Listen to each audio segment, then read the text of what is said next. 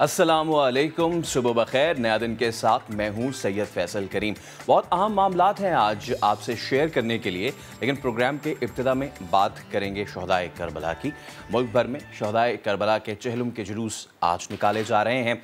अज़ादारों की बड़ी तादाद इन जुलूसों में शिरकत करेगी। मुल्क भर में सिक्योरिटी के भी जो इंतजामात हैं वो सख्त हैं। कराची की बात की जाए तो एमए जनरल को कंटेनर्स लगाकर सील कर दिया गया है और जुलूस के रास्तों पर आने वाली दुकानें भी सील कर दी गई हैं। पुलिस की भारी नफरी भी तैनात ऐसे में होगी और सिंध में आज तालीमी इदारे बंद रहेंगे। अब रुख करें अगर लाहौर का, तो यहाँ मरकज़ी जुलूस सुबह 8 बजे दिल्ली दरवाजे से बरामद हुआ और अज़ादारों की बड़ी तादाद जुलूस में शिरकत के लिए पहुँच रही है।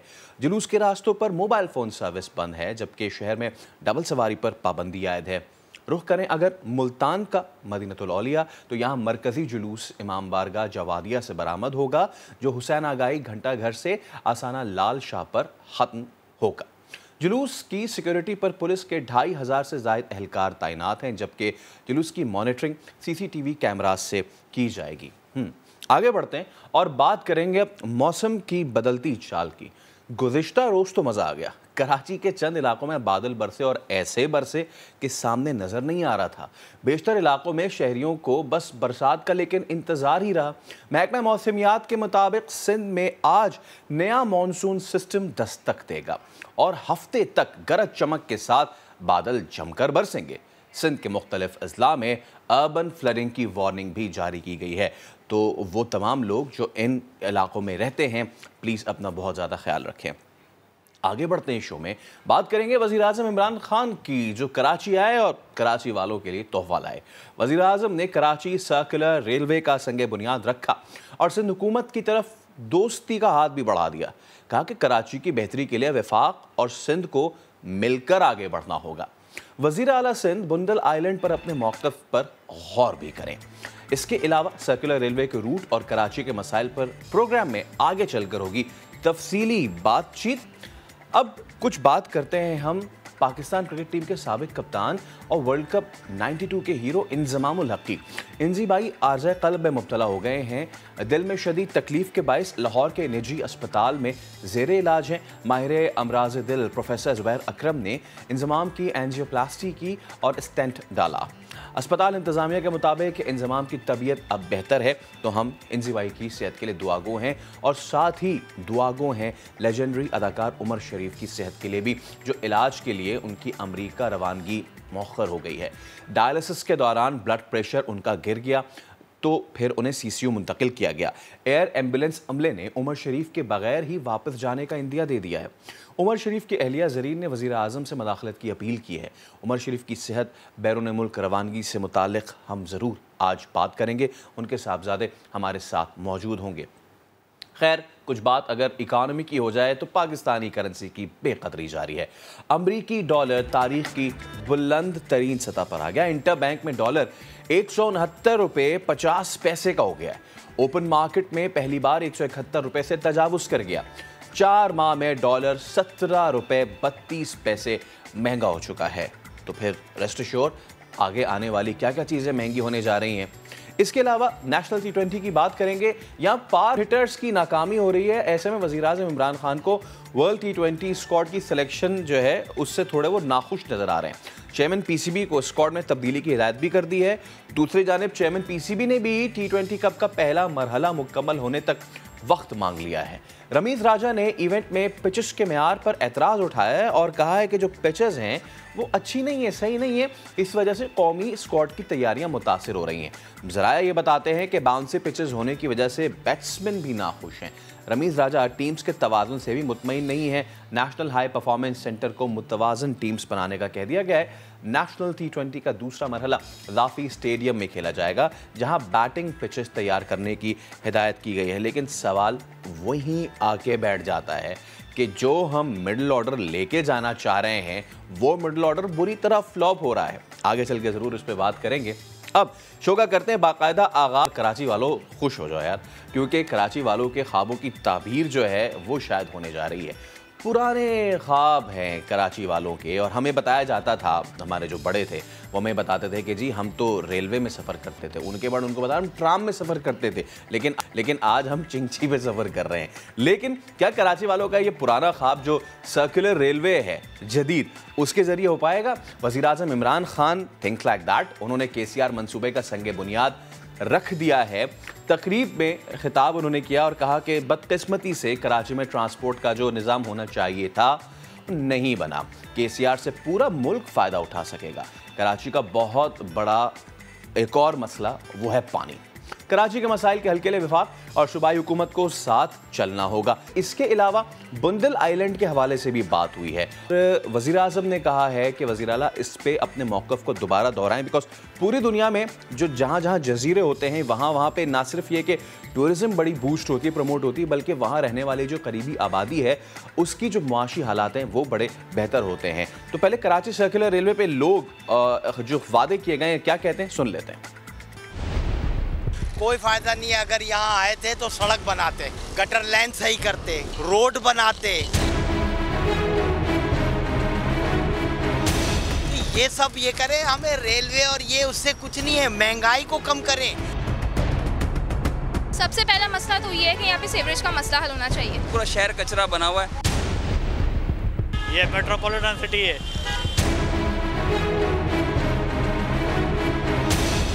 भाई PTI को वोट दिया था हमने, मगर अभी जो हाल है ना बहुत बुरा हाल है। लोगों के घरों के अंदर गंदा पानी आ रहा है, इसी शहर के अंदर बदबू वाला पानी। KMC के अपने गेट है, वहाँ इतना घुटनों तक पानी खड़ा हुआ है। आपने क्या किया है? महंगाई बढ़ा दी, हर चीज़ बढ़ गई, पेट्रोल बढ़ गया, डॉलर बढ़ गया। तो नेक्स्ट टाइम अल्लाह ही रहम करे, मगर ऑप्शन भी तो नज़र नहीं आते। फिर उम्मीद बिल्कुल भी नजर नहीं आ रही। बहुत डिसअपॉइंट है इमरान खान साहब की परफॉर्मेंस से। बताएं, कराची वालों के तो ये मामलात हैं, वो कह रहे हैं कि जी हमें नहीं चाहिए, ये हमें तो सड़कें चाहिए। अब प्रॉब्लम ये है कि अगर कराची सर्कुलर रेलवे या इस तरीके के जो रैपिड बस ट्रांजिट मंसूबे हो गए, ये आपके बहुत सारे मसाइल हल कर देंगे। यकीनन कराची के लिए ये बड़ा तोहफा होगा। शायद कराची वाले इसलिए भी शिकवा करना है कि इससे पहले भी कई ऐसे मंसूबे उनसे वादे किए गए लेकिन हुए नहीं। खैर, इस मंसूबे के तहत सर्कुलर रेलवे के लिए बगैर फाटक एक नया ट्रैक बिछाया जाएगा। हर 6 मिनट बाद ट्रेन स्टेशन पर आएगी। इस मंसूबे से यौमिया 3 से 5 लाख मुसाफिरों के मुस्तफीद होने का इम्कान है। इस ट्रेन का रूट क्या होगा, इस रिपोर्ट में जानिए।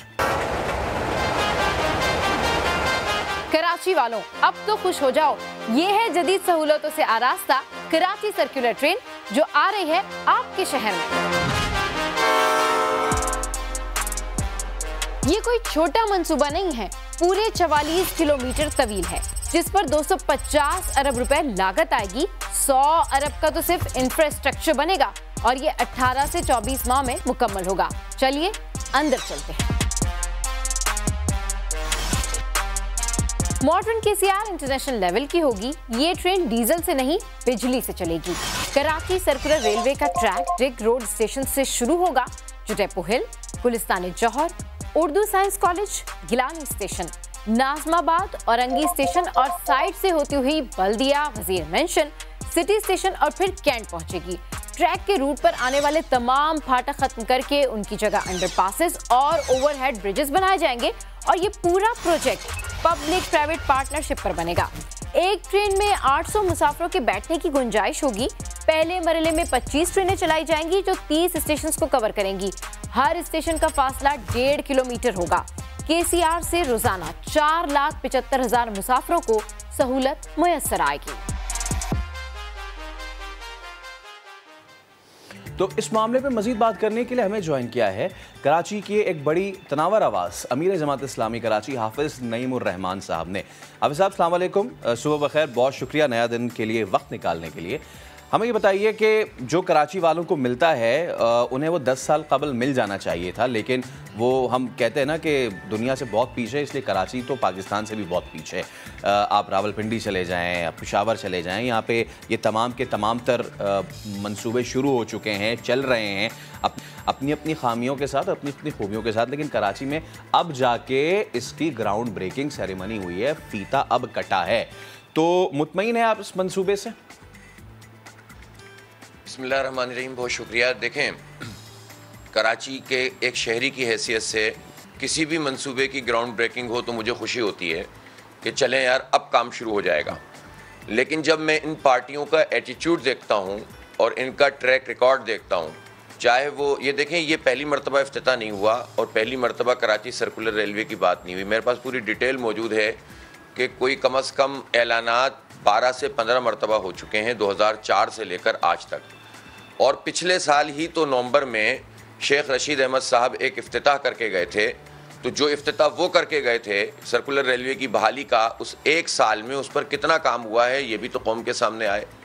दूसरी बात यह है कि जिस मंसूबे की ये बात की जा रही है कि जिसमें अंडरपास भी होंगे, जिसमें पुल भी बनेंगे, जिसमें पटरियों को रिहेबिलिटेट भी किया जाएगा, बल्कि पूरा इंफ्रास्ट्रक्चर तब्दील किया जाएगा, ये एक बहुत बड़ा मंसूबा है। ये आज से नहीं है। पहले जापान की कंपनी के साथ मिलकर जायका वालों ने एक फिजिबिलिटी बनाई थी और उसके बारे में एक तकरीबन फाइनल हो गया था। लेकिन उनका पहला काम ये था, उन्होंने कहा कि इस ट्रैक के ऊपर जितने लोग आबाद हैं, हज़ारों की तादाद में ख़ानदान, उनका एक रिहेबिलिटेशन प्लान है जो इसके अंदर इंक्लूडेड है इन पैसों में। उस रिहेबिलिटेशन प्लान पे सूबाई हुकूमत ने कोई काम नहीं किया और वफाकी हुकूमत भी तमाशा देखती रही। फिर उसके बाद उसके अंदर ये पैसे रखे गए थे कि 20-25 लाख रुपए पर घराना देकर इनको रिहेबिलिटेट किया जाएगा, इनको मुख्तलिफ जगहों पे रखा जाएगा। ये इसका पार्ट है।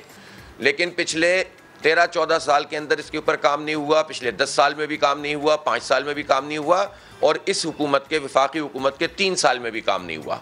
पिछले साल पैकेज का ऐलान करके गए थे प्राइम मिनिस्टर साहब। अब मसला ये है कि जब हुकूमतों के बारी काउंटडाउन शुरू हो जाता है तो ये इस तरह के मंसूबों के इफ्तिताह करना शुरू करते हैं जिसका एंड इनकी हुकूमत में होगा नहीं, बल्कि शुरू करना भी बहुत मुश्किल हो जाएगा। सिर्फ चंद चीज़ें होना शुरू होंगी और लोग कहेंगे देखो इफ्तिताह करके चले गए थे।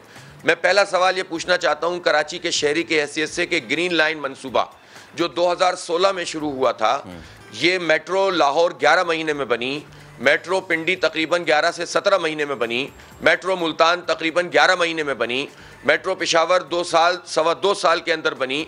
और ये सब बड़े बड़े ट्रैक थे और ये नवाज शरीफ साहब के ज़माने में ये सारे मंसूबे शुरू हुए थे और एक पेशावर का PTI का था। भाई इन सब जगहों के ऊपर आप 11 महीने में पूरे 20-20, 25-25 किलोमीटर के आप इंफ्रास्ट्रक्चर भी बना देते हैं और बसें भी ले आते हैं और बल्कि मेट्रो ट्रेन चल गई लाहौर में। कराची ने क्या कसूर किया है कि 2.5 साल नून लीग ने इस पर काम नहीं किया, यानी काम जो किया बस तो चल नहीं सका। 3 साल से PTI के तहत है ये मंसूबा वफाकी हुकूमत के, और 3 साल में फिर ये कह रहे हैं कि हम 40 बसें लाएं। भाई मेरे 40 बसों की कीमत तो 3-4 अरब रुपए भी नहीं है। आप तो 1100 अरब रुपए के पैकेज का ऐलान किया था। ये लॉलीपॉप हमें क्यों दिए जाते हैं? हमें बताएं ग्रीन लाइन है कहाँ? अभी तो नुमाइश तक आपने बनाया है। अब आप जो पहले ही बना हुआ था, पिछली हुकूमत में बन गया था, बल्कि चोरियां हो गई। जो स्पेनिश कंपनी, उसने कहा करप्शन हो गई है इसमें, इसका तो फॉरेंसिक ऑडिट होना चाहिए। 16 अरब रुपए का मंसूबा 25 अरब और 25, अब ये 50 अरब तक चला जाएगा, हमें पता भी नहीं चलेगा हमारे टैक्सों के पैसे। इसका रिस्पॉन्सिबल कौन है? इसीलिए मैं पूछना चाहता हूँ इमरान खान साहब से, कल वो इफ्तिताह करके गए, किसी मंसूबे का इफ्तिताह होता है तो उसका कोई कॉन्ट्रैक्टर होता है क्या? वो मुझे बता सकते हैं कि KCR का कॉन्ट्रैक्टर कौन है, इसका कंसल्टेंट अब इस वक्त कौन है, इसको कौन सी कंपनी बनाएगी? ये पाकिस्तान रेलवे अब नहीं बना रहा तो ये कौन सी कंपनी बना रही है? कौन इसका स्टेक होल्डर, कौन इसका कस्टोडियन होगा? सूबाई हुकूमत के साथ इनकी क्या चीज़ तय पाई है? कराची ट्रांसफॉर्मेशन प्लान में जब PTI और पीपल्स पार्टी साथ होते हैं तो ये मंसूबा तो अब ब्लैक एंड वाइट में हमारे सामने आना चाहिए था। हम इतना धोखा खाए हुए हैं और इन्हीं लोगों से खाए हुए हैं कि उसके बाद हमें एतबार नहीं है। लेकिन हमें खुशी ये होती है कि काश ये मंसूबा बन जाए। लेकिन मैं एक शहरी की हैसियत से भी और कराची के जितनी चीज़ों को पिछले अरसे से देख रहा हूँ और इन पार्टियों की संजीदगी को देख रहा हूँ, इसलिए मुझे पता है कि ये भी एक धोखा होगा हमारे साथ, ये भी एक फ्रॉड होगा हमारे साथ। हमें लॉलीपॉप पकड़ाए जा रहे हैं, इसलिए मुझे उम्मीद नहीं है। अल्लाह करे हो जाए तो मैं खुश हो जाऊंगा, पूरा शहर खुश हो जाएगा। लेकिन ये सिर्फ पॉलिटिकल टैक्टिक्स है। जब आपका काउंटडाउन शुरू हुआ है तो आप इस तरह के मंसूबों का ऐलान कर रहे हैं। किसी को अपने घर से मोहब्बत होती है तो पहले दिन से उसका मसला हल करता है। अभी तो और मसलों पे भी मैं बात करूंगा। मुझे बताएं KCR पर 3 साल से PTI ने और पीपल्स पार्टी ने क्या किया है? सिंध हुकूमत का तो क्या रोना है, ये तो कराची को से लेना जानते हैं, देना नहीं जानते हैं। लेकिन विफाक को भी हमने पिछले 3 साल में 8,100 अरब रुपए टैक्स दिया है कराची के लोगों ने, 8,100 अरब रुपए। इसके सिले में आपने हमें क्या दिया है? और ये जो इतने बड़े बड़े मंसूबे हैं, ज़ाहिर है 2 साल में आप नहीं कर सकते मुकम्मल, आप 4 साल में भी नहीं कर सकते, जबकि आपका जो कंडक्ट है आप 10 साल में भी नहीं कर सकते। इसलिए हमें धोखा मत दीजिए। अब काम ग्राउंड पे नजर आएगा तो हम समझेंगे कि हमारी राय गलत थी, लेकिन अभी तो इन्होंने रिहेबिलिटेशन प्लान के लिए कुछ नहीं किया। लोगों को ले जाकर बसाएंगे कैसे? अभी तक तो इन्होंने जो है वो कॉन्ट्रैक्टर फाइनल नहीं किया। इन सवालों के जवाब मिलेंगे तो हम समझेंगे ये संजीदगी है, वरना ये सियासी पॉइंट स्कोरिंग है। आप डॉलर जब 170 रुपए कर देते हैं, जब आप महंगाई बढ़ा देते हैं, प्रेशर आता है, उस प्रेशर में से हवा निकालने के लिए आप इस तरह के मंसूबों के इफ्तिताह करते हैं और हम बेवकूफ़ बनते हैं। बिल्कुल। अच्छा, ये आपने तमाम तर सवालात उठाए, कोशिश हम करेंगे कि ज़रूर इनके जवाबात लें।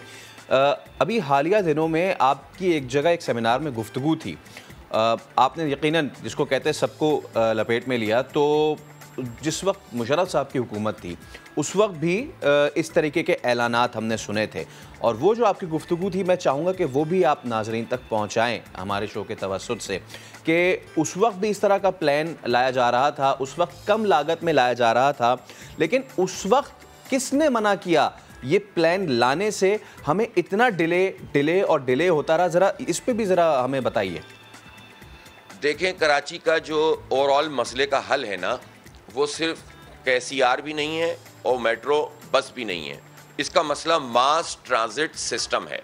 मास ट्रांजिट सिस्टम में जो आपके 4 बड़े ट्रैक हैं, जो नेमतुल्लाह खान साहब ने इस पूरे आइडिया को कंसीव किया था और उस पर वर्किंग शुरू कर दी थी, और ये जो इस वक्त जिस जगह ग्रीन लाइन बन रही है, ये ग्रीन लाइन भी बेसिकली ट्रेन का सिस्टम ही बनना था। जिसमें अंडर द ग्राउंड और ओवरहेड ब्रिजेस के साथ मिलकर ये ट्रेनें चलनी थी। यहाँ से लेकर जो है चलनी थी आपको टावर तक, फिर एक सोराबकोट से एक इसी तरह का इसका पूरा रूट था, एक कायदाबाद से एक रूट था, इस तरह 4-5 रूट थे जिसमें ट्रेन भी चलनी थी, बसें भी चलनी थी। इसको सर्कुलर रेलवे से इंटरकनेक्ट होना था और फिर इस तरह से ये पूरा का पूरा सिस्टम चलना था। इस ट्रैक एक जगह के लिए जो कि सोराबकोट से लेकर टावर तक जानी थी, उस पर एक कंपनी के साथ बातचीत हो गई थी फाइनल, चाइना की कंपनी से। उस कंपनी ने चाइना के एक बैंक से $538 मिलियन 40 साल की डेफर पेमेंट के ऊपर लोन भी सैंक्शन करवा दिया था। सब फिजिबिलिटी तैयार हो गई थी, मुशर्रफ साहब का ज़माना था। उसमें फिर बाबर गौरी साहब, फारूक सत्तार साहब, इशरतुल इबाद साहब की मौजूदगी में और सेक्रेटरी थे वफाकी, उनकी मौजूदगी में एक मीटिंग हुई जिसको फाइनलाइज करना था। जब ये चीज़ फाइनल होने लगी तो हमारे ही शहर के लोगों ने उस पर इख्तलाफ किया। जो अपना कहते हैं, उन्होंने ही कहा कि नहीं साहब, इसको तो BOT पे हो जाना चाहिए, और वफाकी सेक्रेटरी के साथ मिलकर इस प्रोजेक्ट को डिले कर दिया गया और इसके नतीजे में ये प्रोजेक्ट कराची में नहीं आ सका। ये 2004 की बात है, आज जो है वो 17 साल गुजर चुके हैं। ये लाहौर में बन गई है मेट्रो ट्रेन, लेकिन कराची में जिस काम को होना था और जिस पर इतनी बड़ी वर्किंग, हालांकि नेमत साहब का काम नहीं था, लेकिन जो शहर का वाली वारिस होता है वो अपना काम नहीं भी होता, अपना इख्तियार नहीं भी होता, तो उस पर वर्किंग करता है, मेहनत करता है और इसके नतीजे में कोई ना कोई चीज़ बनाकर ले आता है। बदकिस्मती से वो भी थ्रू नहीं हो सका और उसके बाद 10 किस्म के ऐलानात 2004, 2007, 2011, 2012, 2016, 2017, 2018 और आखिरी इफ्तितार शेख रशीद साहब करके गए थे। मुझे आप ये बताइए कि ऐलानात देकर और पैकेजेस की बातें करके हमें बहलाते हैं, लेकिन जो हमारा हक है, हमें तो 1100 उस वक्त जो है, यानी हमें 40 बसें अगर ग्रीन लाइन पे आ भी जाएंगी, 80 बसें, मैं तो इस पूरी ग्रीन लाइन पे बात कर सकता हूँ कि 3 मिनट में भी अगर बस चलेगी तो 20 बसें आपकी 1 घंटे में, और 3-4 घंटे का जो सबसे बड़ा पीक आवर होता है, जो सरजानी से लेकर टावर तक जो लोग सफ़र करते हैं वो कम से कम 10 लाख लोग होते हैं, कम से कम, लेकिन ये तो 8000 लोगों को भी नहीं ढोएगी। तो आपने इतना बड़ा इंफ्रास्ट्रक्चर तबाह करके, नून लीग ने भी हरकत की कि चूंकि उसको सियासी पॉइंट स्कोरिंग करनी थी, और PTI तो इतनी नाअहल साबित हुई कि उस काम के बाद 10% इजाफा भी 3 साल में नहीं कर सके।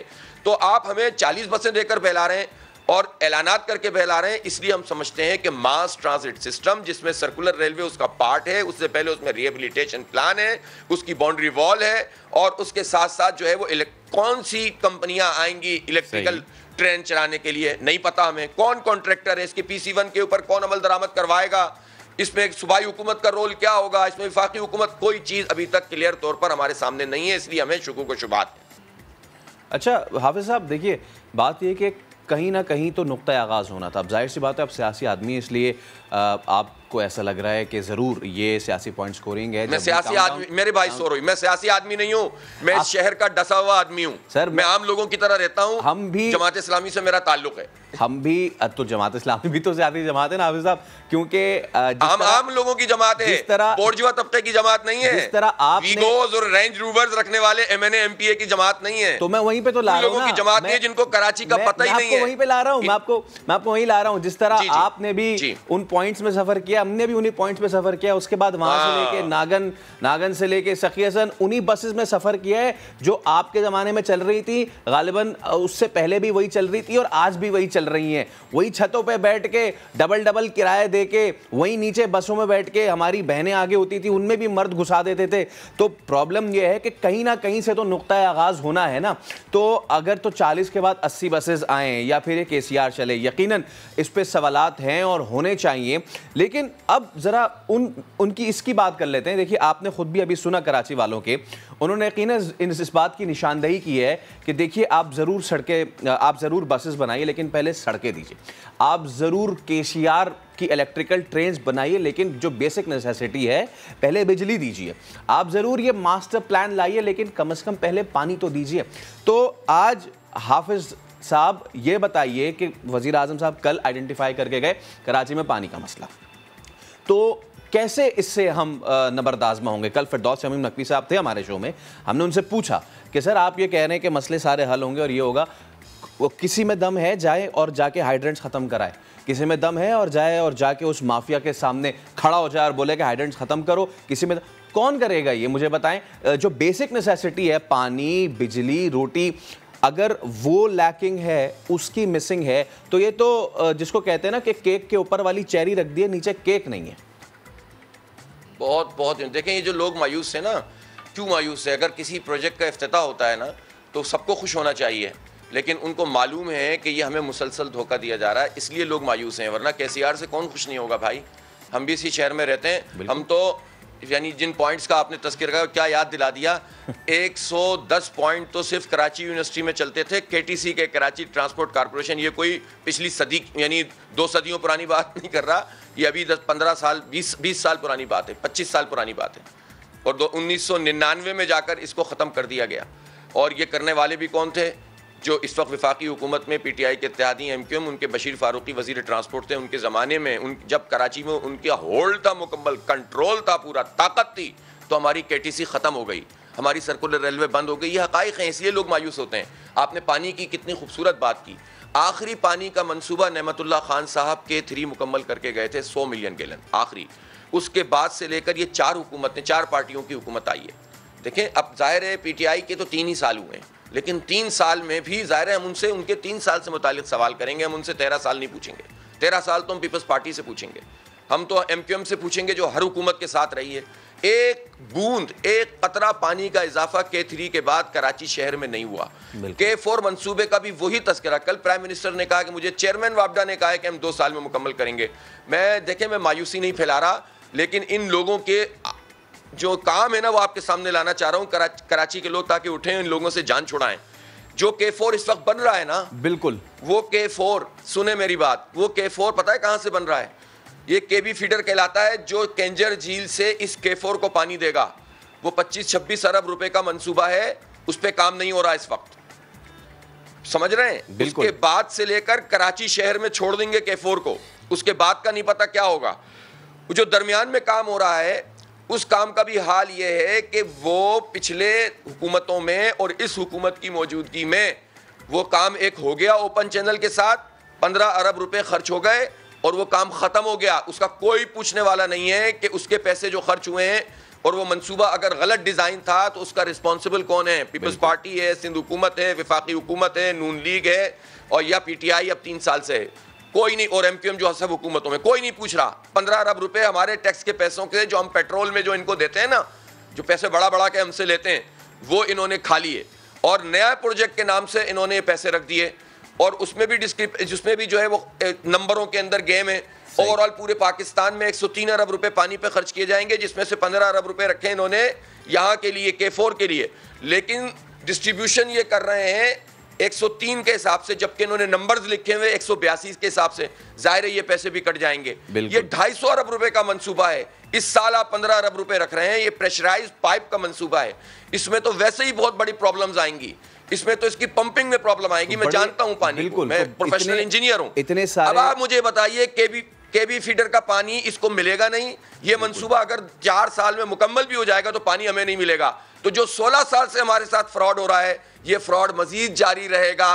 कराची वालों, जब तक उठोगे नहीं, जब तक ये लोग जागेंगे नहीं। इसलिए मैं आप लोगों से कहता हूं कि इन धोखों में मत आए। ये K4 मंसूबा जो और ये जो बिल्कुल, और जिस तरीके से आप बात कर रहे हैं हाफिज साहब, यकीन कराची वालों के कई सवालात हैं और वो सवालात उन तमाम सियासी जमातों से है जिन्होंने उनसे पिछले कई सालों में वादे किए हैं और अपने दावे किए। लेकिन उम्मीद यही करते हैं कि अल्लाह करे कि जो नज़र करम की है वफाकी हुकूमत ने वो सच साबित हो और कराची वालों को कम से कम ट्रांसपोर्ट का अच्छा निज़ाम तो मिलना शुरू हो। एक ब्रेक ले रहे हैं, ब्रेक के बाद दोबारा हाजिर होंगे, हमारे साथ रहिएगा।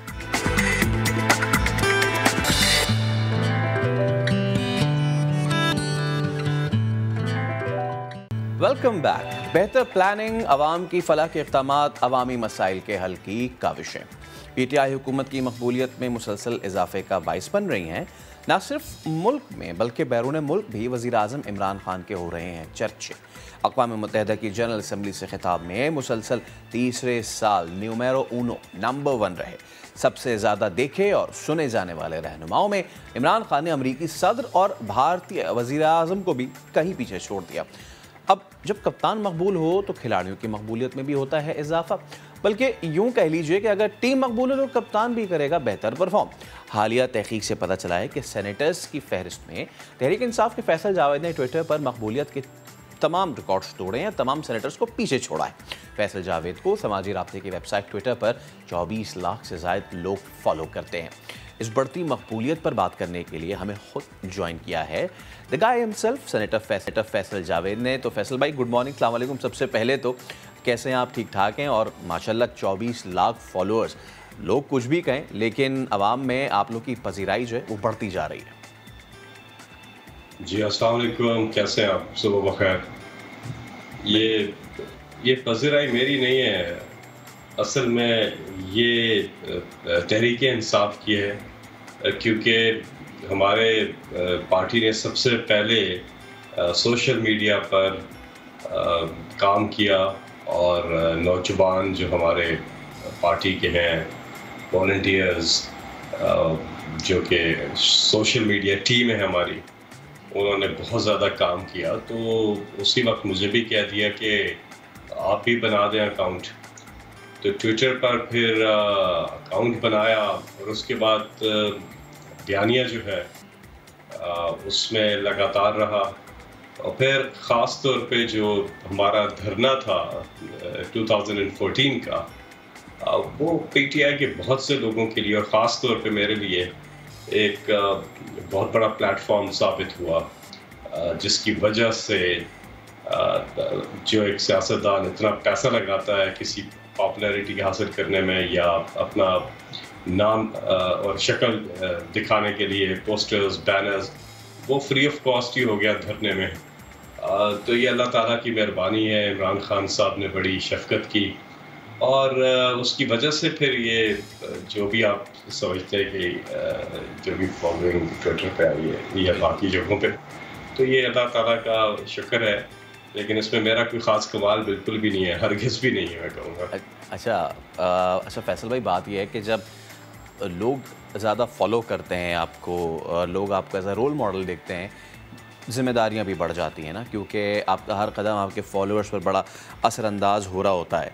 मैं आपसे ये पूछना चाहूँगा कि आजकल एक 5th generation war and the hybrid war जो जारी है, ऐसे में फेक न्यूज़ का भी अंसर बड़ा हमें सामने नज़र आ रहा है। You being a political personality, a leading personality, क्या समझते हैं कि जितने ज़्यादा फॉलोअर्स हैं आपकी रिस्पॉन्सिबिलिटी भी इस ज़म में उतनी ही बढ़ जाती है कि आप वो असल चीज़ दिखाएं लोगों को, ना कि ये कि उस जिसको कहते हैं ना भीड़ में चलें लोग कि जी ये हो रहा है सोशल मीडिया पे, ओके तो फिर यही होगा। इस पे ज़रा बताएं। जी आप बहुत प्यारी बात की आपने। हमें जिस तरह हम घर के अंदर होते हैं, एक कंडक्ट होता है घर के अंदर, घर के अंदर एक फैमिली होती है, आपके माँ बाप होते हैं, आपके बहन भाई होते हैं, आप घर के अंदर एक डिसिप्लिन होता है। इसी तरह सोशल मीडिया भी आपका एक घर है, आपकी एक फैमिली है, आपके दोस्त अहबाब हैं वहाँ पर और बाकी लोग हैं, पब्लिक है, आपका मुल्क है। तो आपको अपना एक डिसिप्लिन उस पर मेंटेन करना चाहिए, जो अनफॉर्चुनेटली हमें नज़र नहीं आता। दूसरा, सुनी सुनाई बात पर जो फेक न्यूज़ होती है, बग़ैर तस्दीक किए ऐसी चीज़ को फैला देना, इसकी ममानियत की है। कुरान पाक ने भी, अल्लाह ताला ने भी कुरान पाक पे फेक न्यूज़ के हवाले से एक आयत है, और कि जब तुम्हें कोई फासिक तुम्हारे पास खबर लेके आए तो अच्छी तरह से तस्दीक कर लो। ऐसा ना हो कि बाद में तुम पछताओ कि किसी को तुमने ईज़ा पहुंचा दिया। तो इस सिलसिले में बहुत मोहतात होने की ज़रूरत है हम सबको। और लैंग्वेज जो है ट्विटर के ऊपर ख़ास तौर पे बहुत ही अजीब सी ज़बान इस्तेमाल की जाती है, उस चीज़ को अवॉइड करना चाहिए हमें। और हमें जो है किसी की किरदार कशी करते वक्त उसकी ज़ातियात को निशाना नहीं बनाना चाहिए, बल्कि ऑब्जेक्टिव गुफ्तगू होनी चाहिए। क्रिटिसिज्म, तनकीद भी हो तो फैक्ट बेस्ड हो, फैक्ट्स के साथ हो। राइट। बिला वजह किसी को आप, हो सकता है बहुत से लोगों को आप नापसंद करते हो, वो सब्जेक्टिव सी बात है, लेकिन अगर आप उसको ऑब्जेक्टिव पैराए में अगर करेंगे तो बेहतर होगा। तो हमें इन वैल्यूज़ का, इन चीज़ों का ख्याल बहुत ज़्यादा रखना है। और ख़ास तौर पे बहुत आम बात है, सुबह से लेके रात तक ट्विटर के ऊपर आराम से लोग फेक न्यूज़ इधर उधर करते रहते हैं। तो आप ये देखें कि सबसे पहले तो आपने अपने दीन, अपने इस्लाम से तालीम लेनी है इस हवाले से। बिल्कुल। अच्छा फैसल भाई, एक यहाँ पे पर्सनल एक्सपीरियंस भी शेयर करूँगा। 2013 से पहले I was in a seminar, और वहाँ पे जो अभी मौजूदा सदर आरिफ अलवी, उनके साहबजादे अवाब अलवी थे, वो उन्होंने वहाँ पे जनाब पहली बार था कि इन्होंने, वहाँ जो लोग मौजूद थे, उन्होंने कहा कि आपके पास ये हथियार है सोशल मीडिया, और आने वाले इलेक्शंस में जो भी धांधली हो रही है आप उसको बेनकाब करें इसके थ्रू। तो क्रेडिट जाता है आपके उस अपर टियर के लीडरशिप को कि जिसने सोशल मीडिया की इम्पोर्टेंस को जानते हुए इसको ना सिर्फ ये कि लोगों में इसकी इम्पोर्टेंस को अवेयर करवाया, बल्कि जो आपके अपने रैंक्स थे उनमें भी अवेयर कराया कि भाई आप लोग जो है वो अपनी भी सोशल मीडिया प्रेजेंस बढ़ाएं। क्रेडिट किसको देना चाहेंगे? हु वॉज द गाय या हु वॉज द टीम कि जिसका ये आइडिया था? Was it you? Was it, बहुत बड़ा सुनते हैं कि आरिफ अलवी साहब थे कि जिन्होंने कहा कि भाई इस पे हमने फोकस करना है। वो कौन था बंदा जिसने कहा कि जी now let's focus on social media? देखिए, ये बहुत पुरानी बात है, ये थोड़ी सोशल मीडिया से भी पुरानी बात है। okay. हमारी एक वेबसाइट होती थी पाकिस्तान तहरीक-ए-इंसाफ.org। पूरा ये लिखना पड़ता था पाकिस्तान तहरीक-ए-इंसाफ.org। तो उस वेबसाइट पे हमारी एक टीम, यंग लड़कों की टीम काम कर रही थी। अब मैं किसी एक का नाम लूँगा तो बाकी जो है काफ़ी बड़ी टीम थी वो। और उस टीम के साथ मुझे इमरान खान साहब ने अटैच किया और वहाँ से फिर काम शुरू किया। डॉक्टर आरिफ अलवी तो शुरू दिन से बहुत ज़्यादा एक्टिव थे। डॉक्टर आरिफ अलवी ही इस तरफ ज़्यादा उनका रुझान था, टेक सेवी थे। और जब वो सेक्रेटरी जनरल भी थे पार्टी के, तो सब इलेक्ट्रॉनिकली करते थे मिनट्स ऑफ द मीटिंग को, बड़ा ऑर्गेनाइज तरीके से। तो उन्होंने सबको टेक्नोलॉजी पे ज़रूर लगाया और उनका एक रोल है। अवाब अलवी जो हैं, उन्होंने मुझे पहली बार 2011 में ट्विटर पर आने को कहा और मुझे समझ नहीं थी उस वक्त, क्योंकि फेसबुक का ज़्यादा चर्चा था। तो ट्विटर बिल्कुल ही स्टार्ट था और किसी को इतना नहीं पता था ट्विटर का। तो मुझे अवाब अलवी को क्रेडिट जाता है कि उन्होंने कहा कि ये सही चीज़ होगी। तो बहरहाल जो हमारी वेबसाइट थी, उसके बाद फिर सोशल मीडिया उस वक्त आया नहीं था जब हमारी वेबसाइट थी। वेबसाइट पे हमने काम करना शुरू किया और उसके बाद फिर आहिस्ता आहिस्ता फिर हमारे वॉलंटियर्स और सोशल मीडिया टीम, वो तो बैकबोन बन गई पाकिस्तान तहरीक-ए-इंसाफ की। पूरी दुनिया में आज हमारे वॉलंटियर्स हैं जो नहीं देखते कि उन्होंने किस वक्त सोना है, किस वक्त। हेलो जी प्लीज़ आप कंटिन्यू करें। अच्छा, मेरा ख्याल ब्रेक पे चले गए आप शायद। नहीं, we are continuing the recording ताकि सो दैट अच्छा रिकॉर्डिंग चला रहे हैं। अच्छा अच्छा, हम उसको रीएडिट कर लेंगे 4 PM पे हम पूरा इसको वो कर लेंगे। तो वो बहुत जी तो पूरी दुनिया में पाकिस्तान तहरीक इंसाफ के जो वॉलंटियर्स हैं, डेडिकेटेड, उनमें बड़ा जज्बा है और वो बेलॉस। तो हमारी सोशल मीडिया टीम हमारी बैकबोन है। राइट। पूरे पाकिस्तान में भी फैले हुए हैं, पूरी दुनिया में भी फैले हुए हैं। जब यहाँ रात होती है तो वहाँ दिन होता है, तो वहाँ से शिफ्ट शुरू हो जाती है। और इस जुनून को, और इमरान खान साहब ये कहते थे और उन्होंने बड़ा हमेशा इनकरेज किया कि दूसरी तरफ हमने देखा बड़ा पैसा लगा कर मीडिया सेल बनाया, क्या किया। इमरान खान साहब कहते थे कि ये जो जुनून है इसको पैसा शिकस्त नहीं दे सकता। सोशल मीडिया टीम का जो जुनून था उसने तहरीक इंसाफ को बहुत ज़्यादा उसके कामयाब होने में बहुत बड़ा किरदार हमारे नौजवानों का है और हमारी सोशल मीडिया टीम का है। बिल्कुल। अच्छा, before moving to the important question, क्योंकि अभी क्रिकेटर्स भी आए और मीटिंग भी हुई, सारी चीज़ें उस पर भी मैं आपसे ज़रूर बात करूँगा, लेकिन एक चीज़ जो मैं आपसे लाजमी पूछना चाहूँगा कि सोशल मीडिया लोग आते हैं, पॉलिटिकल आर्गुमेंट्स होते हैं बहुत ज़्यादा, अब इस पे अगर कोई फॉल्स क्लेम कर रहा है तो सीधा सीधा आके उसी वक्त जवाब का जवाब भी दे दिया जाता है। लेकिन एक चीज़ जो हमने पिछले दिनों में देखी, वो जो जिसको कहते हैं ना कि अखलाक बाख्ता गुफ्तगू, अखलाक से गिरी हुई चीज़ें शेयर करना, ये इसको आप कैसे देखते हैं? क्योंकि अब वो वक्त आ गया है कि हम अपनी वो डायरेक्शंस भी दुरुस्त करें, सिर्फ not only PTI but all the other parties के जो इस तरीके की ज़बान, क्योंकि आप जो ज़बान इस्तेमाल करेंगे आपका फॉलोअर भी वही ज़बान इस्तेमाल करेगा। What's your take on that? जी हाँ, बिल्कुल। अभी थोड़ी देर पहले मैंने इस पर पूरी तफसीली गुफ्तगू की है और जिस तरह घर के अंदर एक कोड ऑफ कंडक्ट होता है, आपके एथिक्स होते हैं, वो रिफ्लेक्ट करता है आपको आप सोशल मीडिया पर किस किस्म की ज़ुबान इस्तेमाल कर रहे हैं। आपको बहुत सी चीज़ें अच्छे तरीके से आप कह सकते हैं और फैक्ट बेस्ड हो सकती हैं। आप रैशनल के साथ अपना आर्गूमेंट बिल्ड करें और इसीलिए तो सोशल मीडिया का प्लेटफॉर्म है, एक इंस्टेंट इंटरेक्टिविटी है और उसको आप बजाय इसकी कि उसका फ़ायदा उठाएं, आप उसको अपने बहुत नेगेटिवली अगर उसका इस्तेमाल कर रहे हैं तो ये आपके लिए बिल्कुल ख़तरनाक चीज़ है। बिल्कुल। और मुआशरे के लिए बहुत ख़तरनाक है। जिस तरह से गालियाँ, जिस तरह से एक ज़ुबान इस्तेमाल की जाती है, इस पर मैं अभी थोड़ी देर पहले आपको मैंने तफसीली जवाब दिया इस पर।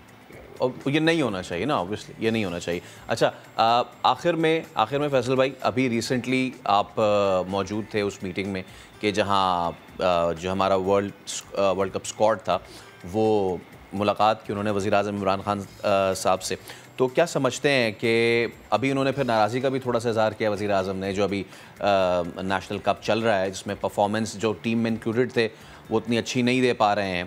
तो क्या आप बताएं as a cricket fan, as a cricket lover, किसको देखना चाहेंगे, किसकी रिप्लेसमेंट देखना चाहेंगे आप? देखिए, पहली बात तो यह है कि ये खबरें पता नहीं कहाँ से आ रही हैं कि वज़ीर-ए-आज़म साहब नाराज़ हैं। देखिए, वज़ीर-ए-आज़म साहब ने टीम को मोटिवेट करने के लिए बात की थी और सिलेक्शन के ऊपर इस किस्म की चीज़ के ऊपर तो कोई बात नहीं हुई थी। दूसरी बात, अगर आप मेरी राय ले रहे हैं जी, तो ये जो नेशनल T20 है, क्योंकि न्यूजीलैंड की टीम भी वापस गई और इंग्लैंड की टीम भी नहीं आई, तो उस वजह से ये बहुत अहमियत बन गई इस नेशनल T20 की। वो इसलिए कि अगर यहाँ पे कोई आउटस्टैंडिंग परफॉर्मेंस सामने आती है तो मुझे यकीन है और इस चीज़ का कभी इम्कान भी है कि ज़ाहिर है फिर मेरिट पे फैसला होगा और PCB जो है वो जो बेस्ट परफॉर्मिंग यूनिट होगा उसको ही वर्ल्ड कप के मैदान में उतारेगा। तो ये बात तो ठीक है कि जो लड़के परफॉर्म करेंगे वो यकीनी तौर पे उनको उम्मीद है कि उनको कंसिडर किया जाएगा।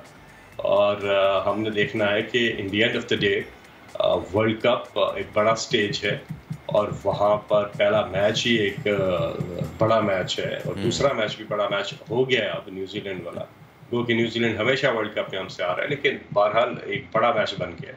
तो दोनों मैचेस, पहले भारत के खिलाफ है, दूसरा न्यूजीलैंड के खिलाफ है। तो हमें अपनी बहुत ही तगड़ी टीम मैदान में उतारनी होगी। और नेशनल T20 में हम देख रहे हैं कुछ मायानाज परफॉर्मेंसेस जो हैं वो सामने आ रही हैं। बात ये होनी चाहिए कि कौन अच्छा खेल रहा है, बात ये नहीं होनी चाहिए कि कौन अच्छा नहीं खेल रहा। जो अच्छा खेल रहा है उसको टीम में यकीनी उसकी जगह बननी चाहिए। जी ठीक है, बहुत शुक्रिया सेनेटर फैसल जावेद साहब हमारे साथ मौजूद। और ना सिर्फ ये कि आपसे बड़ी अहम गुफ्तगू रही, बल्कि आपने भी बताया कि जब सोशल मीडिया पे फॉलोअर्स बढ़ते हैं तो रिस्पॉन्सिबिलिटी भी बढ़ जाती है। एक ब्रेक लेने दोबारा हाजिर होंगे, हमारे साथ रहिए।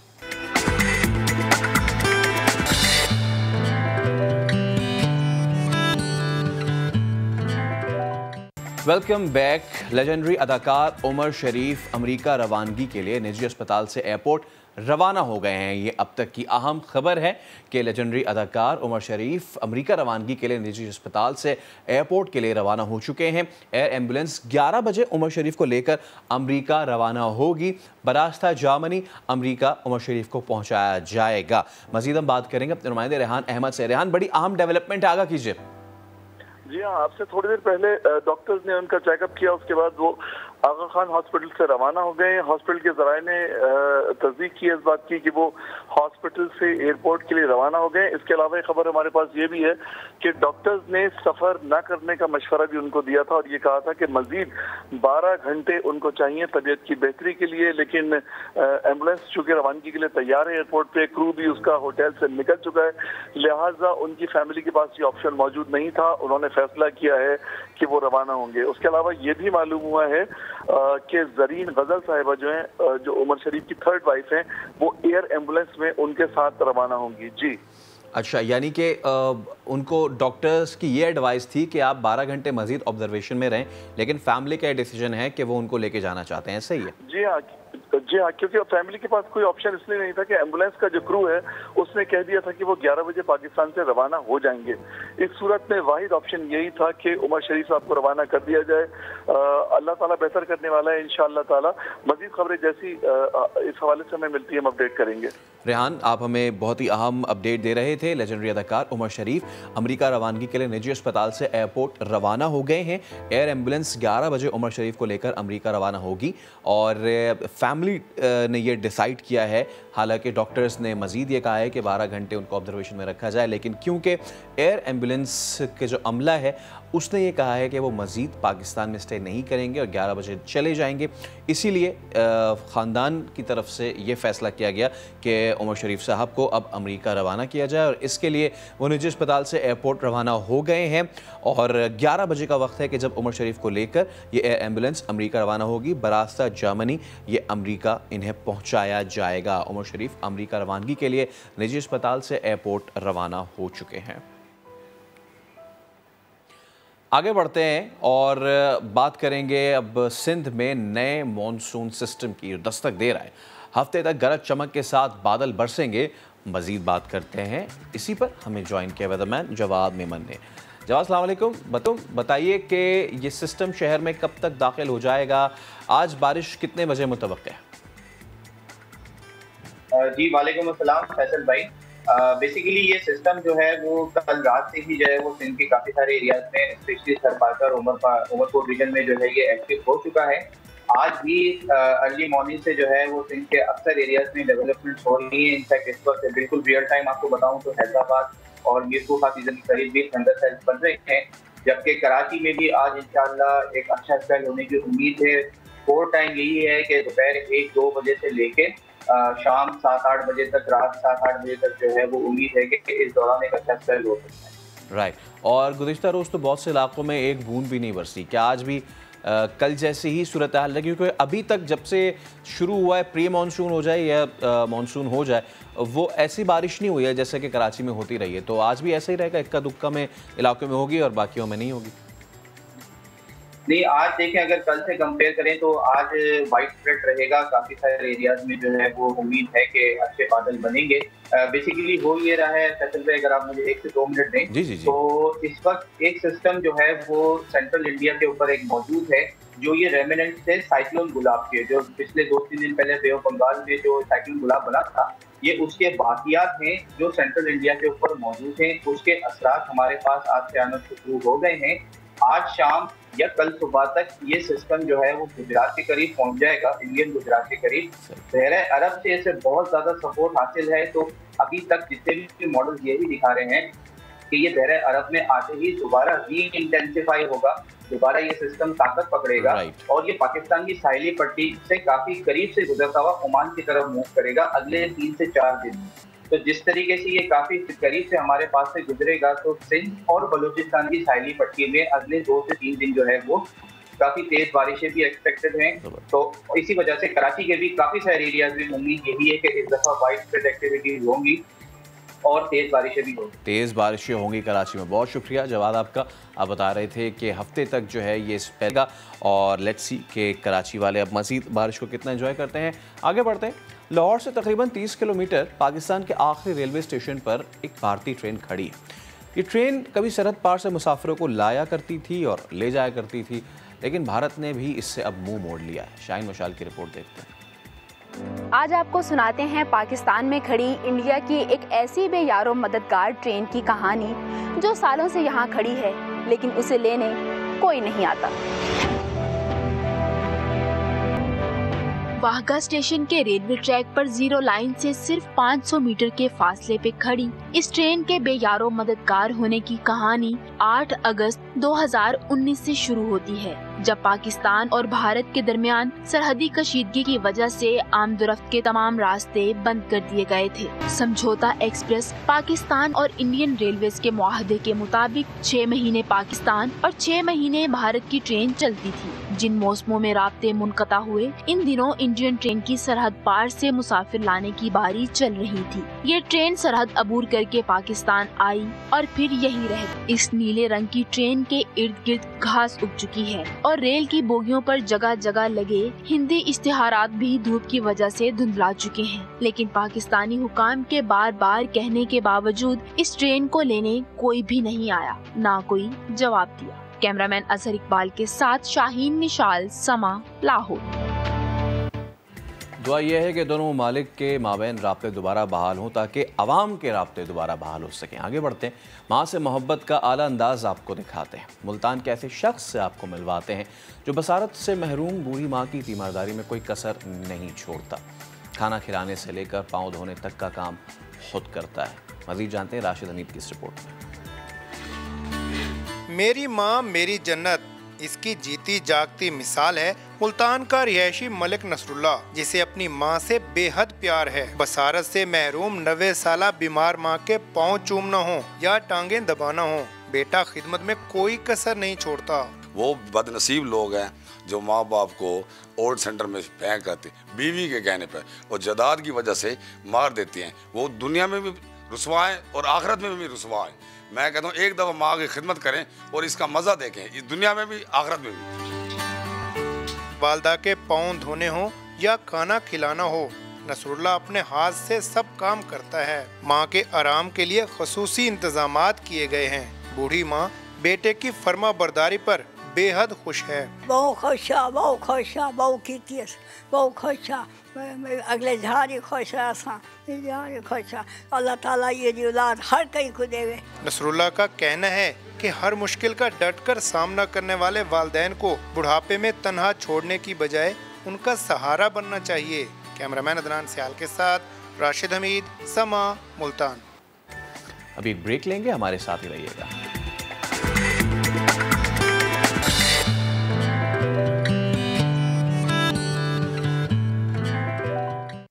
Welcome back. अब हम बात करेंगे सिंध, खास तौर पर कराची को लपेट में लेने वाले अहम मसले की। सिंध में डेंगू के केसेस बढ़ने लगे हैं और कराची की बात की जाए तो उसका ज़िला वस्ती डेंगू से ज़्यादा मुतासर है। रवा माह डेंगू के 110 केसेस सामने आए हैं। 3 अफराद की जान भी इसने ले ली है।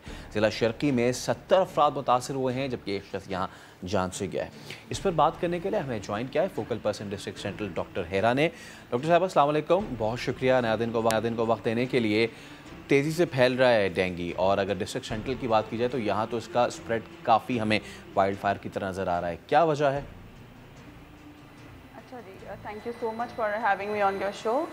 सबसे पहले ये कि जो डिस्ट्रिक्ट सेंट्रल के अंदर आप बात कर रहे हैं कि यहाँ पर ज़्यादा स्टैटिस्टिक्स आपने नोट कर लिया, दैट इज़ बिकॉज कि यहाँ पे थोड़ा सा म्यूनिसिपल वर्क और रोड्स और ये जो आपकी वाटर सेवरेज लाइंस हैं, ये थोड़ी सी हमारे काम जो है ना ये अभी अंडरटेक करने वाले हुए हैं, जिसकी वजह से ये वाटर स्टेगनेशन और जो पोल्यूशन और ये जो सब क्रिएट हो रहा है, इसकी वजह से यहाँ पे थोड़ी सी रैकेट हमें ज़्यादा मिल गया है। बट लकीली अभी भी आउटब्रेक की सूरत हाल पे हम नहीं हैं, अभी भी हम प्रिवेंटिव पर हैं, क्यूरेटिव पे नहीं आए हैं। That's good part on our side.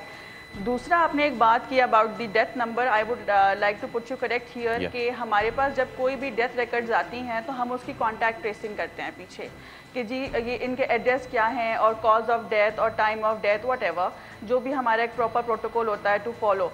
तो on that contact tracing we found out that only single death has been reported in district central and 2 were reported from the district east. So it is on record, we have worked out कि अभी हमारे पास district central के अंदर सिर्फ single death report हुई है, not 3। Okay, ठीक है। अच्छा डॉक्टर साहब, ये बताइए कि ना अब जैसे कि आप ख़ुद भी बता रही हैं कि कहीं पे वाटर स्टेगनेंट है due to some work and all, तो उसके लिए क्या इक़दामात उठाने जा रहे हैं आप लोग? स्प्रे एंड ऑल कब तक शुरू करेंगे या कर रहे हैं? अच्छा, हमने ऑलरेडी ये स्टार्ट कर दिया है। जहाँ से भी हमें अगर लेट्स से कि कोई पेशेंट रिपोर्ट होता है, कोई डेंगू पॉजिटिव होता है, हम उस एरिया का जाके फटाफट उस क्लस्टर का सैंपल करते हैं। सैंपल के अंदर अगर हमें कोई लार्वा या डेंगू का वायरस अगर हमें मिल रहा होता है तो हम वहाँ पे फटाफट डीलार्वेशन की कैंपेन शुरू करते हैं, फॉगिंग शुरू करते हैं ताकि हम मजीद स्प्रेड को हॉल्ट कर सकें, and we are on it. Okay, और अभी तक किन किन इलाकों में कर चुके हैं? अच्छा, डिस्ट्रिक्ट सेंट्रल के अंदर हम यहाँ पे समनाबाद में कर चुके हैं, नाजमाबाद में कर चुके हैं। ये इस वक्त हमारे पास हॉटस्पॉट एरिया जो है लोकेट हुए थे अब्बासी शहीद हॉस्पिटल के पास का आप एरिया जहाँ देख लें, जहाँ पे कंस्ट्रक्शन ज़्यादातर हो रही हैं और सेवरेज और वाटर लाइंस जो हैं डिस्ट्रक्टेड हैं, तो वहाँ पे ये ज़्यादा थोड़ा फैल रहा है। And mostly these are those area जहाँ पे अभी कंस्ट्रक्शन चल रही है और चीज़ें जो हैं अंडरमाइन हो गई by any mean, by any flow. अच्छा, how difficult it is to carry out these operations specially during the covid days, क्योंकि एक वो भी पेंडेमिक है जिससे सब लड़ रहे हैं, अब ये चीज़ है, तो इस पे मैं चाहूँगा कि आप ज़रा बताइए। It is very difficult to deal this situation along with Covid, क्योंकि हमारा जो HR है, हमारा जो मैन पावर है, वो टोटली कोविड डेडिकेटेड हुआ है। All the doctors, all the paramedics are assign to work on Covid. Second, फिर हमारी अभी ही पोलियो कैंपेन परसों ख़त्म हुई है, we were 7 days on floor for polio. Meanwhile ये डेंगू आउटब्रेक भी हमारे पास आने को हो रहा है, तो इसके अंदर हमारे पास HR क्रंचेस बहुत जो है ना हम फेस कर रहे हैं, but still we are trying our level best to cope up with all the emergency crisis we are facing, and let's hope for the best कि इंशाल्लाह अल्लाह ताला हमें इन वबाओं से बचा के रखें। ऑब्वियसली अब ये तमाम तर काम एडमिनिस्ट्रेशन का नहीं होता, लोगों को आप क्या पैगाम देना चाहेंगी?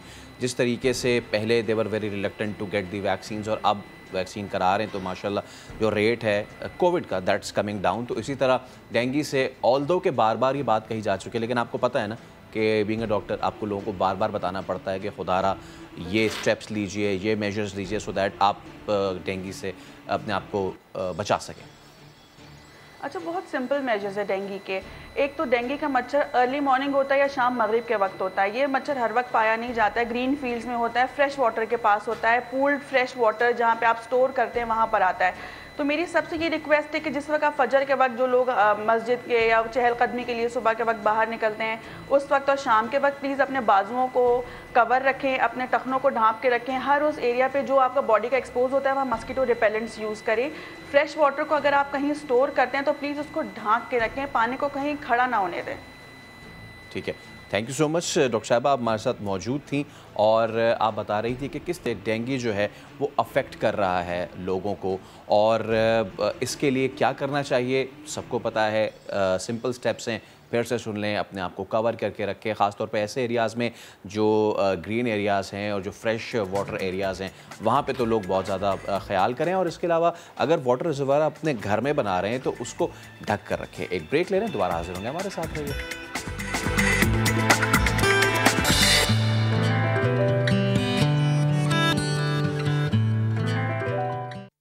Welcome back. इस्लामाबाद के सेक्टर E11 में लड़का लड़की तशद्दुद केस में उस्मान मिर्जा समेत 7 मुल्ज़िमान पर फर्दे जुर्म आयद कर दी गई है। बात करेंगे अपने नुमाइंदे आदिल तनोली से। आदिल, आगाह कीजिए। ये देखें, थाना गोडला की हदूद E11 में लड़का लड़की तशद्दुद केस में मरकजी मुल्ज़िम उस्मान मिर्जा समेत 7 मुल्ज़िमान पर फर्दे जुर्म आयद कर दी गई है। फर्दे जुर्म एडिशनल सेशन जज अतार रबानी की अदालत ने आयद की है। शरीक मुल्ज़िमान में हाफिज अताउर रहमान, अदारत क़यूम भट्ट, रेहान, उमर बिलाल, मरवत, मुहिब्बंगश, फरहान शाहीन जो है ये भी शामिल हैं। मुलजमान को जो है फर्द जुर्म की कापियाँ भी जो है फराहम कर दी गई हैं अदालत की जानिब से, और अब बाकायदा तौर पर ट्रायल जो है वो शुरू कर दिया गया है। मुलजमान की जानिब से सहत जुर्म से इनकार किया गया है, ताहम इस्तगासा से अदालत की जानिब से शहादतें भी तलब कर ली गई हैं और अदालत ने गवाहान के बयान कलम बंद करने के लिए तमाम गवाहान जो है उनको नोटिस जारी करके मजीद केस की समाअत जो है 12 अक्टूबर तक मुलतवी कर दी है। बहुत शुक्रिया आदिल आपका। और अब बात करते हैं स्नूकर की, जिसमें पाकिस्तानी क्विस्ट ने शानदार खेल पेश किया और मुल्क के लिए सिल्वर मेडल अपने नाम किया। IBSF 6 red world snooker championship में पाकिस्तानी क्विस्ट बाबर मसीह के नाम सिल्वर मेडल रहा। बाबर पहले पाकिस्तानी है जिन्हें फाइनल में पहुंचने में कामयाबी मिली थी, तो इसी पे बात करेंगे। बाबर मसीह हमारे साथ मौजूद हैं। बाबर भाई अस्सलाम वालेकुम, बहुत बहुत मुबारक। सबसे पहले तो सिल्वर मेडल तक का ये सफ़र कैसा रहा? जी अल्लाह का शुक्र है जी, सिल्वर मेडल का आपको पता है कोशिश तो की थी मैंने गोल्ड मेडल के लिए, मगर जो अल्लाह को मंजूर, खैर मैंने बहुत ज़्यादा कोशिश की, मेहनत भी बहुत ज़्यादा करके आए थे हम इस इवेंट के लिए, दोनों इवेंट के लिए। जिसमें पहले एशियन हो रही थी हमारी, उसमें ये कि मैं प्री क्वार्टर में बाहर हो गया था, तो हारिस ताहिर है उसने ब्रॉन्ज मेडल लिया था पाकिस्तान के लिए, तो इसमें कोशिश थी कि हम गोल्ड मेडल ले सकें अपने पाकिस्तान के लिए। मैंने काफ़ी ज़्यादा कोशिश की, मगर ये कि पंकज वानी अच्छा खेला है वो, खैर हमने उनको 2 बार बीट किया, पहले 2018 में भी 2019 में भी, मगर इस बार वो अच्छा खेल गया जिसकी वजह से गोल्ड मेडल जो मैं नहीं ले सका पाकिस्तान के लिए। मगर ये कि खुदा का शुक्र है कि सिल्वर मेडल जो है हमने पाकिस्तान के लिए मैंने लिया, तो मैं बहुत ज़्यादा खुश हूँ। और अपने जितने भी मेरे सपोर्टर थे, फैन थे, मैं उनका भी बहुत ज़्यादा शुक्रगुजार हूँ, क्योंकि उन्होंने मेरे लिए बहुत सारी दुआएं की थी कि मैं पाकिस्तान के लिए मेडल लेके आऊँ, तो अल्लाह का शुक्र है ये सिल्वर मेडल लेके जा रहे हैं पाकिस्तान के लिए। बिल्कुल। अच्छा ये बताइए कि क्या समझते हैं कि कहाँ कमी रह गई जो गोल्ड मेडल से महरूम रह गए, और इसका दुख तो यकीनन होगा आपको। जी आपको पता है ना, तो इतनी हमारा देखा जाए तो ना ब्रॉन्ज मेडल की ना सिल्वर मेडल की इतनी वैल्यू होती है। आपको पता है वैल्यू तो सबसे ज़्यादा गोल्ड मेडल की होती है, तो कोशिश भी हमारी यही होती है कि हम गोल्ड मेडल लेके जाएं पाकिस्तान के लिए। ये कि मैं शुरू में थोड़ा सा ख़राब खेला, जिसकी वजह से जो पहले जो 2-4 फ्रेम होते हैं ना, जिसमें अगर बंदा लेट कर ले तो मेरे ख्याल से फिर उसके लिए थोड़ा सा कॉन्फिडेंस अच्छा होता है। मगर ये कि मैं थोड़ा सा शुरू में लूज़ खेला हूँ, जिसकी वजह से लूज़ तो नहीं कहा जा सकता, क्योंकि वो पंकज वानी अच्छा खेल रहा था, वो सेफ्टी बहुत टफ कर रहा था। तो खैर जो तकरीबन 5 से 6 फ्रेम तक जो है ना हमारा चलता रहा टफ, मगर ये कि वो यकदम ही लीड ज़्यादा कर गया था, 6-2 की लीड कर गया था। तो खैर मैंने कम बैक किया, मैंने 5-6 किया, मगर ये है कि 12वें फ्रेम में मैंने जो है ना 2-3 काफ़ी बड़ी गलतियाँ की हैं, कि जिसकी वजह से जो ना मैं 6 साल नहीं कर सका और ये गोल्ड मेडल पाकिस्तान के लिए नहीं ला सका। ओके। अच्छा आप और मोहम्मद आसिफ जो हैं वो कई इवेंट्स में पाकिस्तान की नुमाइंदगी कर चुके हैं, बहुत बार हमने शिकवे भी सुने, क्या वजह है कि दीगर स्पोर्ट्स की तरह स्नूकर को पाकिस्तान में वो पजीराई नहीं मिल पाती? आपकी बात ठीक है, क्योंकि ये तो हमने बहुत सारे जो है ना खैर सवालात हुए हैं हमारे साथ ऐसे, मगर ये कि रिस्पॉन्स कोई नहीं मिलता, तो मेरे ख्याल से फ़ायदा भी नहीं है। क्योंकि मैंने जैसे अभी आपको बोला है कि ब्रॉन्ज मेडल की भी आपको पता है कि देखा जाए तो बहुत वैल्यू, सिल्वर मेडल की भी ज़ाहिर बात है कि आप कोई भी मेडल, अभी मेरे पास कम से कम आपको मैं बताऊं 4 गोल्ड हैं, 5-6 सिल्वर हैं, ठीक है, 5-6 मेरे पास ब्रॉन्ज मेडल हैं, इंटरनेशनल मेडल हैं, ठीक है। तो खैर जैसे आप भाई हैं, ठीक है, जितने भी मतलब के मीडिया है हमें बहुत ज़्यादा सपोर्ट करती है और हम हमारी हौसला अफजाई भी बहुत ज़्यादा करती है। हम सबसे पहले तो आप लोगों का शुक्र अदा करते हैं कि यार आप लोग हमें इतना हाईलाइट करते हैं, मगर ये कि जो देखने वाले हैं, जो हमारे बड़े हैं, आप कह लें वज़ीर आज़म साहब, बाकी लोग, ये कि ये सुन के देख के मतलब इग्नोर करते हैं। इनको ऐसा नहीं करना चाहिए, क्योंकि इनको पता होना चाहिए कि इस मेडल के पीछे एक इंसान की कितनी मेहनत होती है, वो कितना जो ना, हम जब बाहर इंटरनेशनल खेलने के लिए आते हैं कि ये समझे कि हम अपने लिए नहीं, हम अपने पाकिस्तान के लिए खेलने आते हैं। अच्छा बाबर भाई, जिमी वाइट, रोनी ओसलबॉन, नील रॉबर्टसन, इन जैसे खिलाड़ी एक रात में तो नहीं बने होंगे ना, क्या वजह है कि पाकिस्तानी प्लेयर्स का गेम स्टैंडर्ड इन जैसा नहीं है? जी बिल्कुल, आपको पता है कि उस जैसा स्टैंडर्ड जो है ना इधर हो भी नहीं सकता पाकिस्तान में, क्योंकि इधर चाहिए कोच चाहिए, जो कोच हायर नहीं हो सकता बाहर के लिए। आपको पता है कि पहली तो बात है कि हमारी फेडरेशन को फंड मिलेगा तो वो हमारे लिए भी कैंप भी लगाएंगे, हमारे लिए कोच भी लेके आएंगे, सब कुछ करेंगे। तो जब हम अपने ये सवालात करते हैं उनके आगे तो वो साफ बात कर देते हैं कि बेटा फंड ही नहीं है कि हम कैसे बाहर से कोच का हायर करें। एक कोच का इतना खर्चा होता है, कम से कम जो है ना 30 से 40 लाख रुपया होता है। तो उसको अगर बुलाएंगे भी पाकिस्तान में कम से कम 50 लाख रुपया खर्चा है। तो जब तक गवर्नमेंट नहीं देगी तो बेटा हम नहीं कर सकते। तो वो ज़ाहिर बात है, हमारी गेम तो इधर तक ही महदूद है। मतलब कि जो चंद प्लेयर हैं जो टॉप 16 कर लें पाकिस्तान के, मोहम्मद आसफ है, मोहम्मद बिलाल है, सजाद है, आसफ है, मतलब तकरीबन काफ़ी प्लेयर है जो खुद से ही जो हम अपनी मेहनत करके के जो कि हमें आपको पता है काफ़ी टाइम हो गया, काफ़ी एक्सपीरियंस भी है, तो बस खुद से ही एक दूसरे के साथ टूर्नामेंट खेल के प्रैक्टिस करके अपने आप को मेंटेन रखा हुआ है। अच्छा, आप और मोहम्मद आसिफ काफ़ी अर्से से परफॉर्म कर रहे हैं, हर मुमकिन कोशिश करते हैं कि पाकिस्तान के लिए टाइटल्स जीतें, लेकिन कोई नया क्वेस्ट नाम बनाता नज़र नहीं आता। इसकी क्या वजह समझते हैं? जी आपकी बात बिल्कुल ठीक है। देखें कि मेहनत है। अब आपको पता है कि कम से कम हमें भी 15-15, 20-20 साल हो गए हैं खेलते। तो जो दूसरा प्लेयर होता है यंग, उसको भी आने में टाइम लगता है। वो जैसे कि अभी मैंने आपको बताया कि कोच तो है कोई नहीं है। जो भी प्लेयर बनता है वो अपनी मेहनत से, अपनी प्रैक्टिस से बन रहा है। कोई ऐसा नहीं है कि आपको पता है इधर अगर जो पाकिस्तान में कोच हैं वो उस लेवल के कोच नहीं है, बाहर जैसे कोच नहीं है। ठीक है, बहुत शुक्रिया बाबर मसीह, और हम आगे के लिए भी आपको बहुत ज़्यादा बेस्ट ऑफ लक विश करते हैं। इसी तरह पाकिस्तान का नाम रोशन करते रहें। एक पर्सनल एक्सपीरियंस आपके साथ शेयर करते हैं। कल जब मैं घर गया तो मेरी वालदा ने कहा कि जाओ और जाके सब्ज़ी लेके आओ। मैंने कहा मैं बहुत थक चुका हूँ। तो उन्होंने कहा कि यार क्या ऐसा नहीं हो सकता कि जिस तरह बाकी चीज़ें ऑनलाइन आ रही हैं क्या ये भी आ जाएँ? तो कल हमने सोचा और आज मेरा ख्वाब वो पूरा होने जा रहा है। वो ऐसे कि जिस तरह हम ऑफ़िस वाले लोग हैं उनके लिए अच्छी खबर है, अब ऑफ़िस से घर जाकर आलू, पालक, पुदीना, हरा धनिया, इनसे जान छूट जाएगी लाने से। और इससे भी कि कौन सा हरा धनिया और कौन सा पुदीना है, ये दुनिया का सबसे बड़ा सवाल है।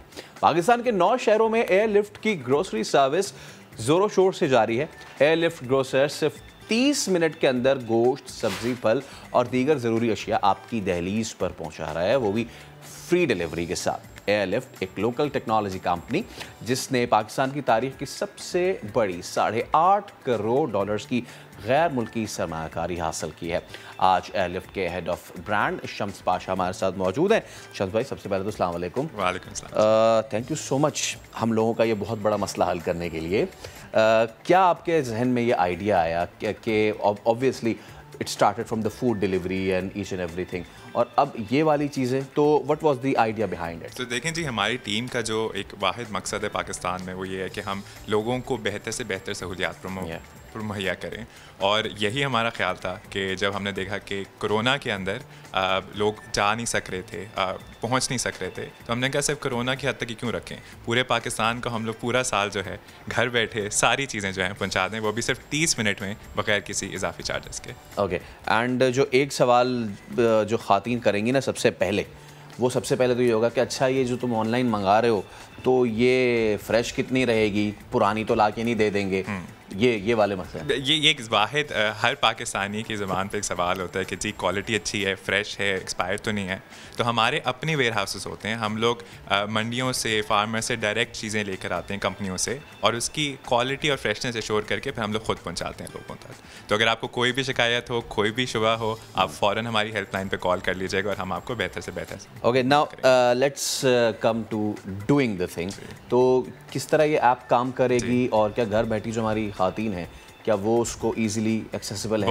बहुत आसानी से। Can you please demonstrate? जी, तो बहुत कुछ ही क्लिक्स के अंदर आप कर सकते हैं। आप अपने एप्पल स्टोर या गूगल स्टोर पे जाएंगे और आप एक अपनी ऐसी जो है एक एप्लीकेशन जो है एयरलिफ्ट एक्सप्रेस के नाम से आप डाउनलोड करेंगे, जो कि आपको एक बहुत ही आसानी से जो है आपको सारी कैटेगरीज़ के बारे में बता देगा। आप उस पर किसी भी कैटेगरी पे क्लिक करें, आप उसको ऐड टू कार्ट कर लें। फॉर एग्जांपल आपने दूध मंगवाना है, आप दूध पे क्लिक कर लेंगे और प्रोसीड टू चेकआउट कर लेंगे। जैसे ही प्रोसीड टू चेकआउट करेंगे वो आपको राइडर का बता देगा कि कितनी दूर है, 15 मिनट, 20 मिनट, 30 मिनट दूर, और वो फ़ौरन आपके घर पे पहुंच के जो राइडर जो हैं, जैसे अभी हम आपको दिखाने जा रहे हैं, राइडर आपके पास वर्ल्ड क्लास ट्रेंड राइडर जो है आपके पास पहुंच जाएंगे और वो आपको चीज़ें डिलीवर कर देंगे सारी। Okay, and just as you said, तो ये राइडर भी आ गए और देयर इज सम डिलीवरी। ये हमारी डिलीवरी आ गई जी फ़ौरन के फ़ौरन, और शुक्रिया जी आपको। आप कैश से भी पेमेंट कर सकते हैं, आप क्रेडिट कार्ड से भी पेमेंट कर सकते हैं, हम इनको जो है कैश से पेमेंट कर देंगे। शुक्रिया जी बहुत बहुत, thank you so much. Credit card वाला भी ऑप्शन अवेलेबल? जी जी जी जी, राइट, ज़बरदस्त। तो ये इन्होंने ला के एक चीज़ डिलीवर की है, दैट्स फैंटास्टिक। अच्छा, नाउ कौन कौन से शहरों में ये सर्विस चल रही है? क्या सिर्फ बड़े शहरों में है या फिर दूर दराज इलाकों में भी आप कर रहे हैं? जी, हमारा मकसद तो ये है कि हम पूरे पाकिस्तान को कवर करें, ख़वातीन हो, मर्द हो, वर्किंग क्लास हो, कोई भी हो।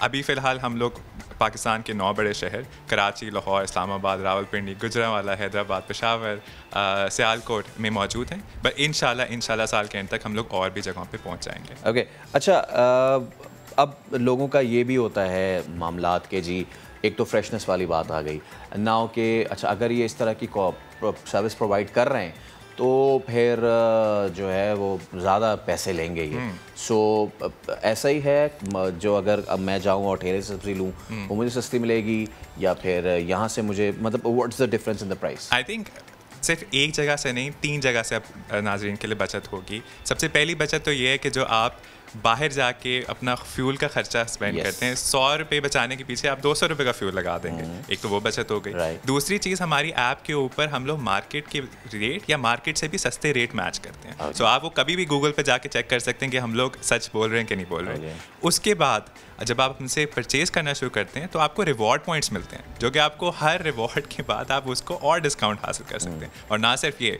बल्कि आप जो है आपको और हमारी प्रोमो कोड जो सेल्स जो हैं हमेशा ही लगी होती हैं। तो मैं नाज़रीन के लिए एक बताता चलूँ, एक मैं ज़रा इस पे आ रहा था कि ये जो डिस्काउंट्स जो हैं ये भी ऑफ़र होते हैं, तो किस तरह से होते हैं? तो डिस्काउंट्स इस तरह होते हैं कि आपको हर दिन या हर हफ्ते कोई ना कोई प्रोमो कोड की नोटिफिकेशन आई होगी, जो कि सिर्फ आपके लिए बना होगा। और मैं ये भी बताता चलूँ कि नाज़रीन के लिए एक स्पेशल प्रोमो कोड लेकर आए हैं सिर्फ समा के लिए, कि आप प्रोमो कोड अपनी पहली परचेज़ के ऊपर समा 5 के नाम से, समा 5 नंबर लिख के आप 5% डिस्काउंट हासिल कर सकते हैं अपनी पहली परचेज़ पे एयरलिफ्ट एक्सप्रेस से। और ना सिर्फ ये, एक लकी विनर के लिए, जो कि सिर्फ और सिर्फ समा के लिए हमने किया है, कि एक लकी विनर पूरे महीने की ग्रोसरी 20,000 तक जो है वो फ्री में हासिल कर सकता है, एक लकी विनर। सो आप अभी डाउनलोड कीजिए और अभी समझ। अच्छा, that's all small letters, SAMAA and then the letter 5, तो SAMAA 5 यानी 5% आपको जी डिस्काउंट मिलेगा, और उसमें से एक लकी विनर होगा तो वो 20,000 की सब्ज़ी खा ले पूरे महीने में। अच्छा, अब मैं बिकॉज यू नो इस तरह के वेंचर्स ना सिर्फ लोगों के लिए आसानी पैदा करते हैं जो कंज्यूमर है, बट जो मकामी ताजर है, छोटा ताजर है, उसके लिए भी बड़ी अपॉर्चुनिटीज़ होती हैं, जॉब अपॉर्चुनिटीज़ क्रिएट होती हैं।